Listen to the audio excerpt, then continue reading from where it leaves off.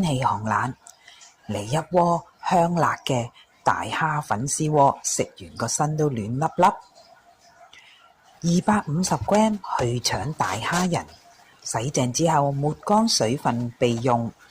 50g 乾重量，一紮粉絲浸水半小時，剪半備用。大火熱鍋，以下2湯匙油，油熱轉中火。40g 蒜瓣，煎至金金黃黃，約分半鐘。浸好嘅粉絲，將大蝦鋪上，1/4茶匙鹽，1/4茶匙白胡椒粉，60ml 味淋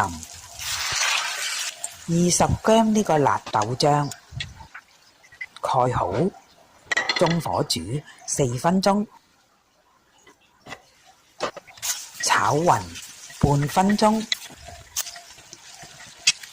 10g 青葱粒就可以上桌啦。